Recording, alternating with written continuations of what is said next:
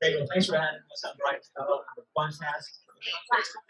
We're about to come from the United States. And that's the next generation of DS community coming up. Anything down, joined by our new speaker, who is the director of office of Subway. Renee, and Sonika Patel, Brand Marketing Innovation. So our topic today is championing the consumer journey how DoorDash and Subway drive innovation through delivery. So before we get started, we kind of talked about this morning the other day. We're going to break this. You know, you played college sports, right? So you're still warming up a little bit first, right? So we'll do a little bit of that before we do this. So Renee, Subway, right? That campaign, right? Really cool. A lot of celebrities. Who's your favorite? Steph Curry, Selena. Great. Okay, that's right. That's good. Subway and DoorDash for the NASCAR activation, right? So, who's your favorite drivers? Joey Logano or Kevin Harvick? Of course, they're rivals. Not even NASCAR. Cool. And you're from Yukon. You're from Connecticut. But and this is March Madness. UConn's traditionally had a great powerhouse basketball team, great women's team, but you have a lot of basketball team. And why is it?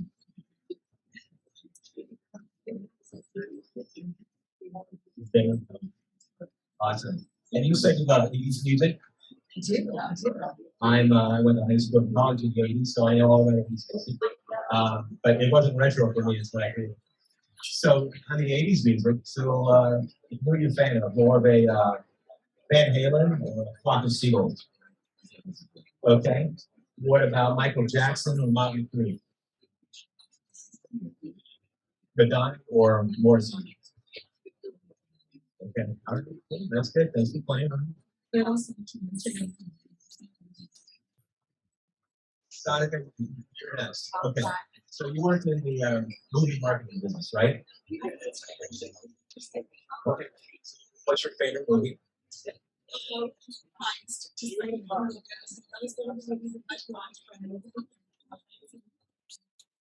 2019, right? Okay, cool. So just between us, anything with a little bit of fire, any kind of stories, anything fun? No, I was a intern. Yeah, okay.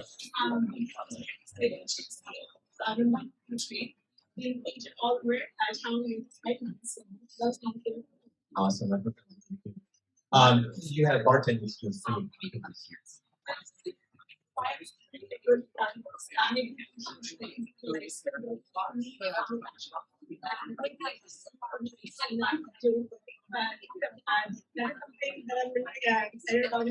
So old fashioned, not managing. Okay, rye or bourbon? Okay, so I don't know if you guys know or you guys aren't from the Austin or Texas area, but there are a lot of great distilleries in the Austin area, just right out in Hill Country. I mean, 3D Oak is a great one. Garrison Brothers is a great one. You want to check it out. So it's one of my daughters, I think about just my daughters went to college. One goes to Texas A&M. She's a DoorDasher on the side. So should I be worried about what she's doing with her side hustle? Books or beer? What do you think? Yes. Okay. Good. All right, great. So enough of that. Let's move on to what do you want to meet? So just in general, which is here, DoorDash drives collaboration with Subway. This is an example of how they help accelerate online delivery as a channel of business for Subway. Well, that's what we want to mention. So first of all, Sonika, can you tell us what DoorDash Drive is all about?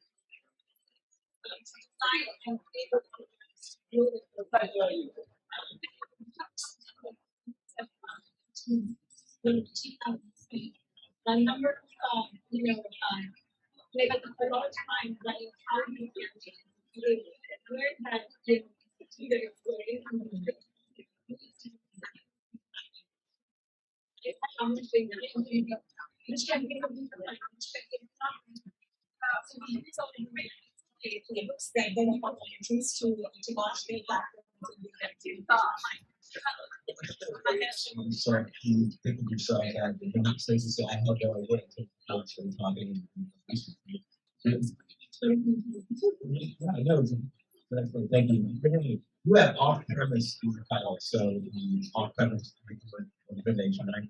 Can you explain, just like you think the further off-premise versus on-premise space, and then also a little bit more about your role as someone?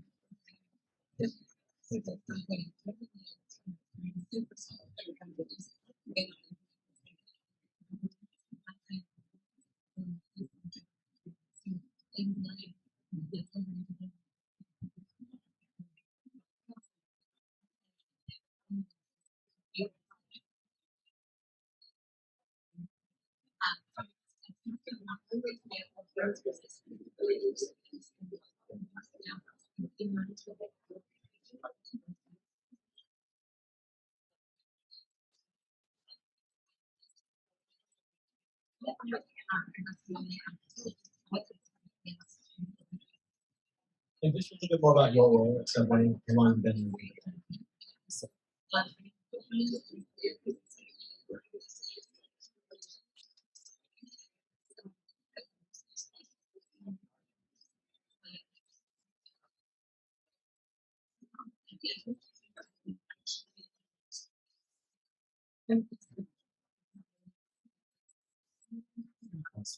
so it's one thing we look at Sonika, you said that surveys as details and the regional approach to this community.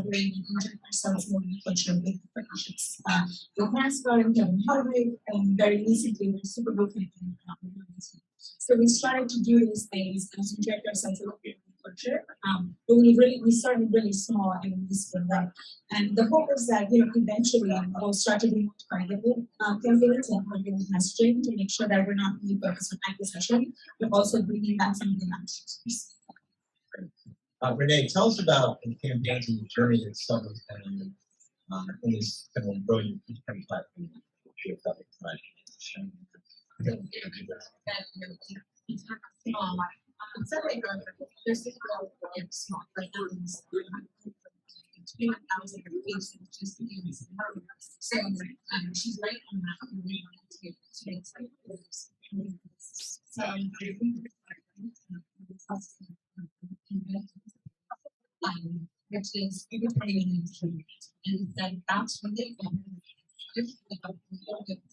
right over into the business. So what you pick up on the website today, how can you get them to migrate over to the building?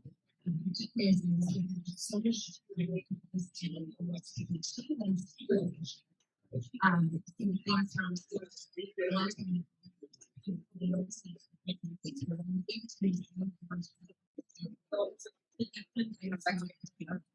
and then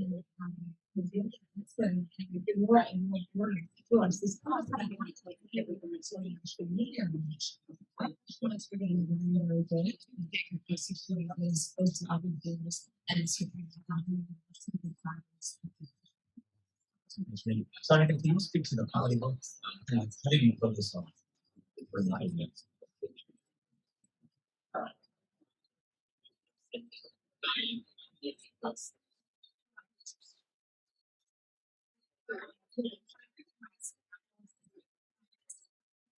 It's still indicators of the changes in the group, and what we want to do is continuously changing that. And so I think the teams on both sides have the right mindset that and we have the ability to keep adapting ourselves with the changes that are happening. So we want to be principles we keep trying to successful and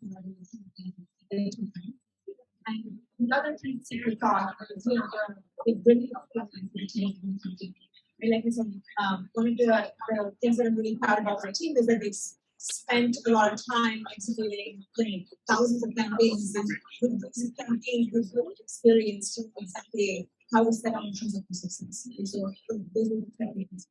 Great.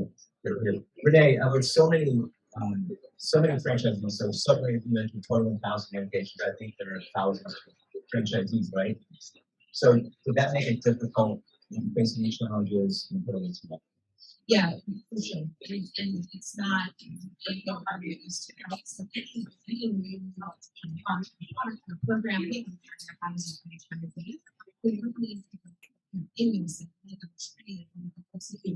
so and that really means never be on the stage as well as our school.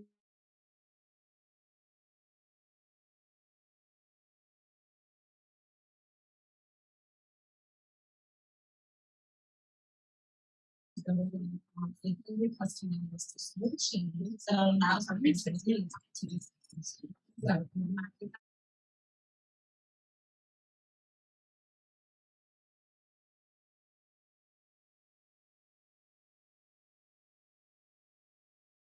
1,000 locations. What about some of those locations being some of them are, gas stations, remote airports. What about some of those? How do you carry out some of these campaigns?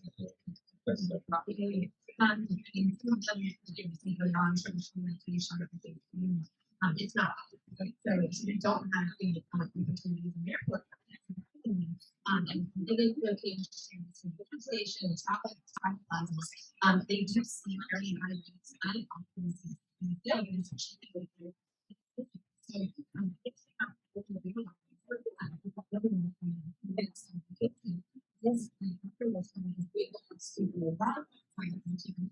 So Great. Sonika, just in general, how do you define success? So you basically help Subway build a new channel of business there. So, yeah, how do you define success? What is as they can start and really measure for success is to help make sure that you're working with this platform and so that you what is volume sales and others. But in terms of success metrics can vary change as we go through the life cycle. So like I said in the beginning, the focus was on acquisition, so when new customers get from and as we go through the journey, the focus was also frequency and making sure that customers get frequency actually repeating their orders. So frequency became very critical for us. And with Subway, we're very happy with the results because Subway is actually doing really well in terms of frequency. So something to really well. For sure. Okay. Renee, what about you? How do you define success and what's winning like this? Sure. Yeah. I think all the things that sound in the restaurant definitely can play into our measurement of success. but all of those just lead to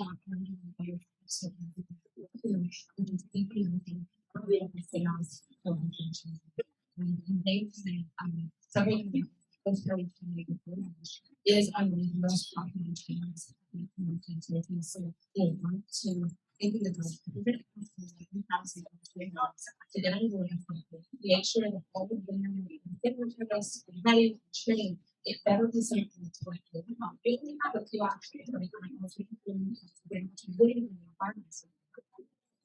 so that, and then I think the other ancillary benefit is to the difference, which is that it for big which is pretty about new ingredients, new brand, and new products. But also the fact that somebody didn't stop there and isn't stopping. So it's another good point of the refresh of all our women's. So that's the other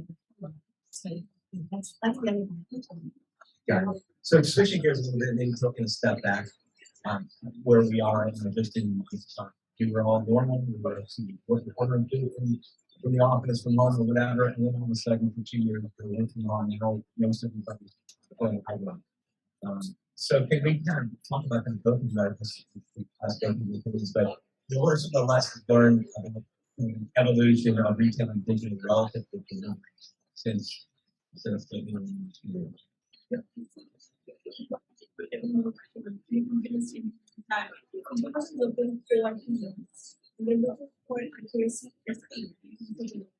And so my focus has always been to make sure I've been offering the right system to our market to make sure that they're able to offer consumers with kind of meeting those expectations of accuracy and speed and convenience. And from a marketing standpoint, particularly what we're seeing is that we reward consumers behaviors that exist today and help build campaigns around those behaviors. We see a lot of systems. And so I'll give you an example. So campaigns that are, for example, every Friday we're going to get free, or every Tuesday we're going to get some double rewards, or things that really reward consumers with different behaviors and help build it. What talks about that? Those are the kind of things that we see in a lot of systems. And so, as I think about the new behaviors, I think our focus is always going to find new occasions for our partners and then help build repertoires for consumers around that and then reward consumers because believe it or not, consumers want more. They always want more value from you. And so we strive to find ways to provide value to our customers. So the last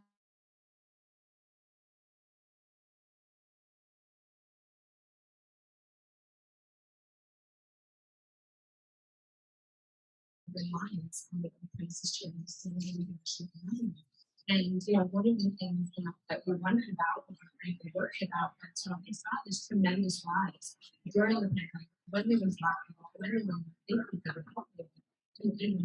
it was just the opposite. It was totally surprised. What we expected was that it would drop off fairly significantly when we saw cases go down, dining rooms reopen. But in fact, we saw the very opposite. We saw that what I heard was that habit had been created, that there had been individuals who maybe really have otherwise tried the change they drink and the convenience factor is something and we've seen our sales really shift a little bit into delivering usage really well. So that has been a really interesting, very nice surprise, but interesting. Great. Are all the stores back to the service within dining rooms? Yeah, with the exception of maybe some local restrictions, but we're fully within. So next, I guess both of you give us your perspective on what's next for this partnership to do that. What's 2.0 for this partnership? I think so there's lots to do. We want to keep it. But I think for us, as I think about the next phase of this partnership, I think we spent the last year learning about the concept. I think the next year is going to be more about how do we keep them happy? How do we retain a lot of these consumers that we acquire? And creating a specific offer, creating a specific surprising delights for them to be able to make sure that they retain into account. Right? So that for me is going to be key. And it's going to make sure we Renee, any thoughts on next steps? Yeah. Look, I mean, one of the things that's been really special about DoorDash is that we both of the teams are committed to kind of this relentless pursuit of continuous improvement.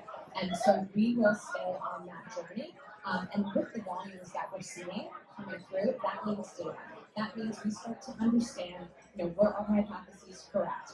Did ordering occur in the way we expected it to? What's resonating with our guests?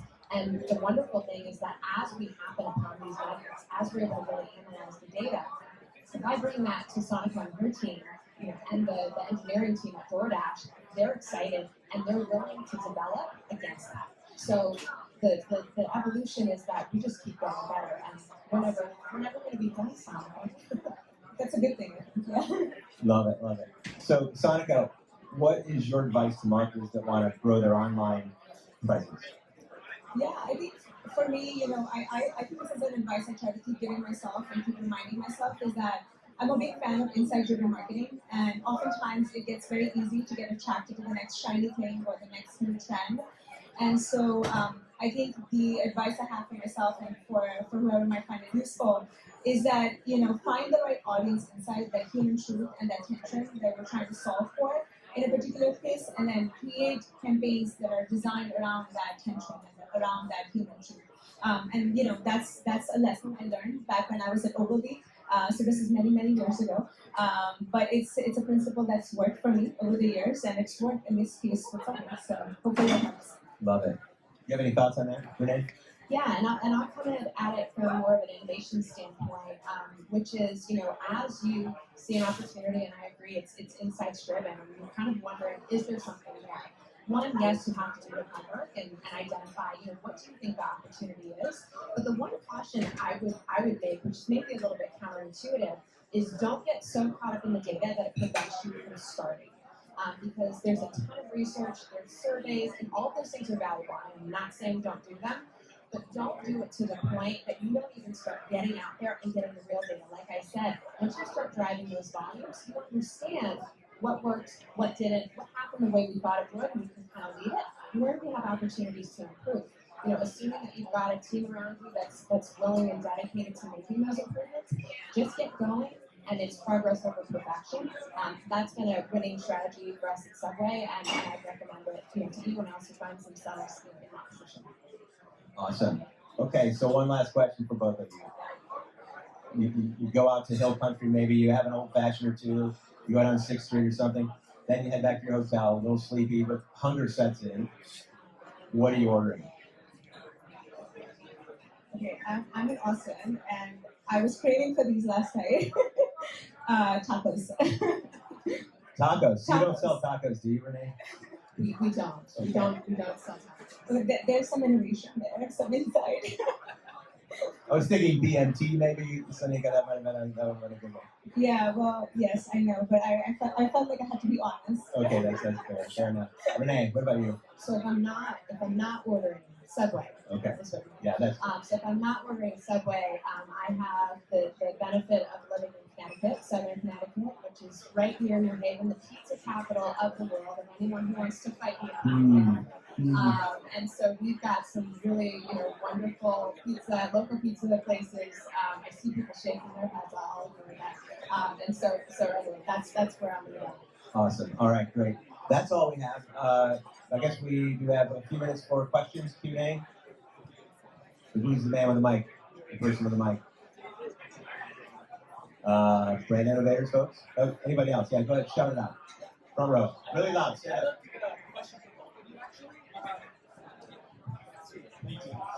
Question for both of you, actually. So I'm curious on the Subway side, how you think about balancing the growth that you drive to the first-party platform for delivery versus the growth you want to drive to DoorDash for delivery from a marketplace standpoint.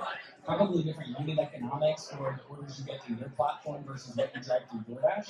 And then something for you after, curious to see how you balance drive marketing, supporting your partners versus when you want to get orders to DoorDash or Subway.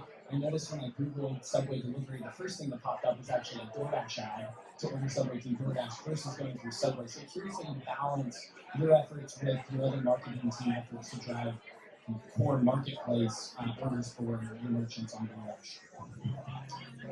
So I'll repeat in case that was difficult to hear. So the question was, on the Subway side, how do we balance efforts towards our first-party channels, so delivery through the SubwayApp.com versus third-party, people ordering via DoorDash. And so, the answer is that they are two different customer segments for sure. So, I did mention some of that research that we did, but I cautioned against doing too much. But really, what we were able to uncover is that there are very different need states that the guests, they vary in terms of their demographics. And so, what we're also doing is learning, what's most meaningful to them. We talked about speed and accuracy; those are very important things. There's an age difference. Speed is more important on one platform versus another. Accuracy, vice versa. So really, we have different segments within our brand.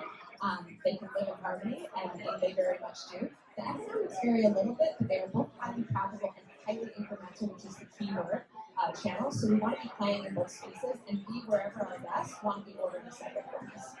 Yeah, I think Renee covered it, but I think the only thing I'll add to that is that when you think about the consumer journey and how the different segments would think when they decide that they want to place an order, when it comes to the effort from the drive side, the consumer is thinking brand first, so they love Subway first, and then they're path to purchase. So they've already made their choice that they want to order Subway. But when it comes to DoorDash, it's more about the assortment, where you're not deciding what you want, you're looking for variety, and that's when so it's the objectives are different, and like Renee said, the audience segments are completely different, and it's implemented to each other. There's one right here. Question. Hi there, I'm Ruth from next door.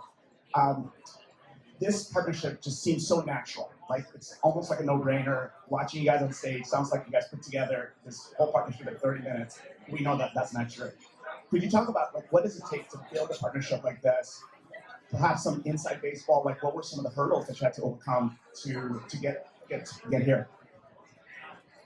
I'll start. So, it's been a very long time coming. I think 2019 was the start of the discussions, and really, it was about what kind of a product did we want to build based on what was the guest need and expectation. And I will also say, I don't think Sonika and I are very clear on the fact that we work with two amazing brands with a lot of resources, and so we were able to put our technical teams kind of prowess to work together. But I think really it was the collaboration and that dedication to building something that was just going to be seamless and successful for the Subway brand, and obviously a great benefit, for DoorDash as well. So it was a long time coming, tons of collaboration, but I think that same mindset of development and just being open to kind of creating a best-in-class product.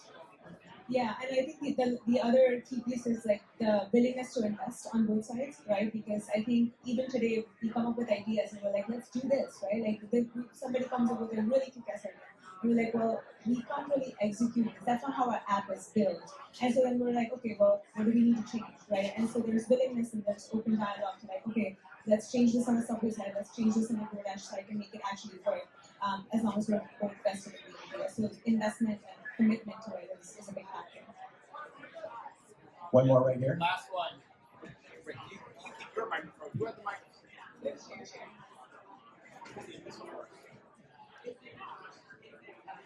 Hello. Sorry, it works. It works.